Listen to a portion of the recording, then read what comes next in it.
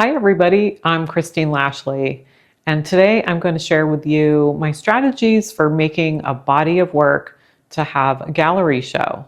I guess my method is kind of like a writer would just start with blasting off words on a page, just get something down.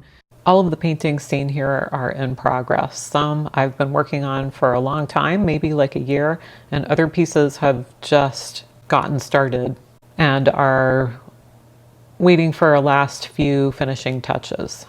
The first step is not to freak out that this is happening and oh my gosh, I need a lot of work.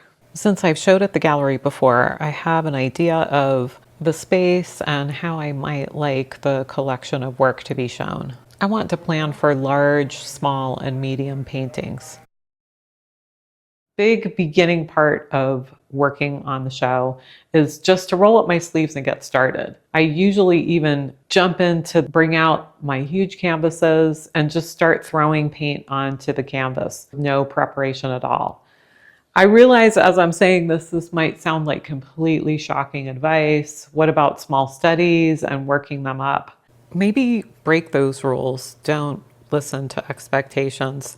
If I did a study and made special plans for every single one of my paintings, I don't think I would get anything done. And that would be a huge stopping point. So it's kind of been a revelation that I could just break out a big canvas and start painting. So let's take a look at some of my inspiration, visiting a location, exploring a place, and walking through the streets is really my number one way to try to get excited about a scene or a collection of vignettes. So an obvious point of inspiration is going to be to visit, maybe in different seasons and certainly different times of day. It's not just enough to come away with a lot of photos. I want to actually experience what it is to visit and spend some time there.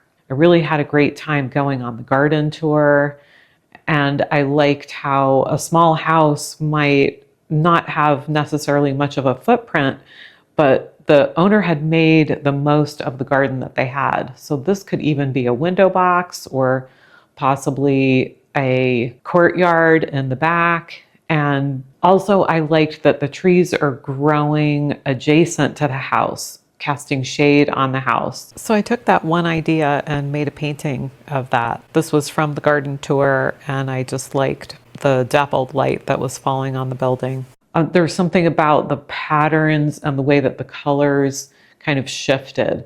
I also like the big porches. So these are preconceived notions that I probably wouldn't have maybe set out to capture, but when I was there, that was a takeaway for me. So the different types of foliage, all of that was a strong point of inspiration. Here you can see a painting behind me of Charleston, and I feel like this came together pretty quickly, probably because I've walked this street a lot, and as I was creating it, I was just kind of imagining myself on that street. It's interesting that there's something about painting white and white buildings and bounced and reflected light that just gets me very excited to paint. In Europe, I decided to paint a lot of scenes that were just of that were the cast shadow on the building or a feeling of sun filtering through the trees. And so I think some of that influence and the old world charm of the buildings and the closed in space kind of influenced the body of work that I've been creating for the show. I strategize about painting large pieces first. And those I like to work with layers and different segments of time. And I work on multiple paintings at multiple times. So usually I'll do big, then medium, then small.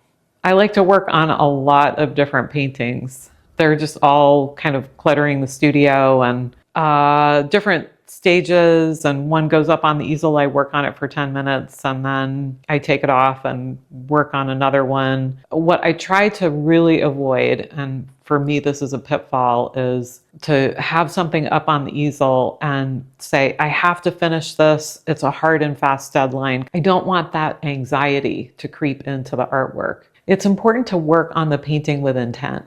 So I will look at it from across the room, turn it upside down, do different things. Sometimes I'll work on a tablet. Sometimes I just sit and look at the painting.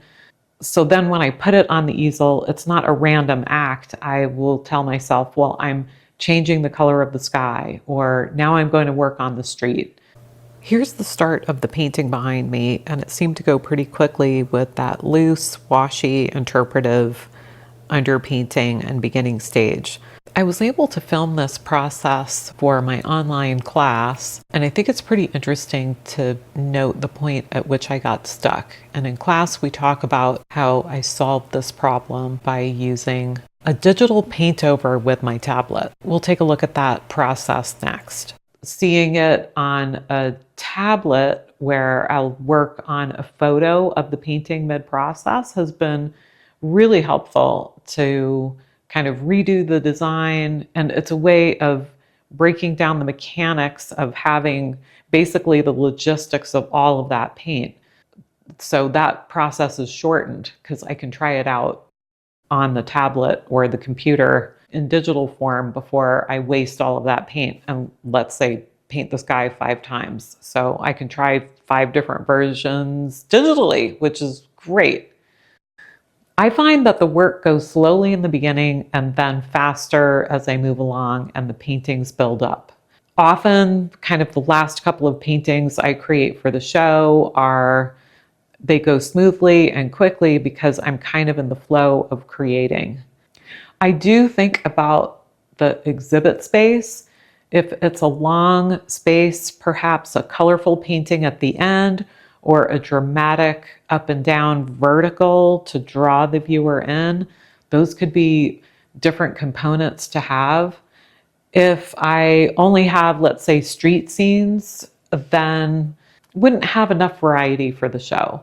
So I like to have some nature scenes, some city scenes. So we talked about inspiration. We talked a little bit about the mechanics and how I get into the flow of producing and creating.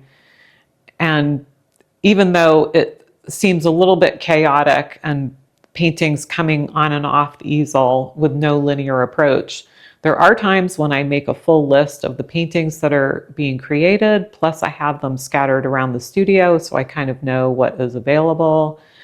And then I work towards medium paintings and finally smaller paintings. So the large, medium, and then the small has worked out pretty well for how I try to pace myself. I remember when I first started out painting, and especially when I approached galleries, I would be very nervous about, wow, how do I do this? What would be the method? And there's not a lot of information out there on this process. One reason is that I think it is, of course, very personal, but perhaps people don't share this process as much as they should. So I'm happy to be doing that today. Thanks for watching.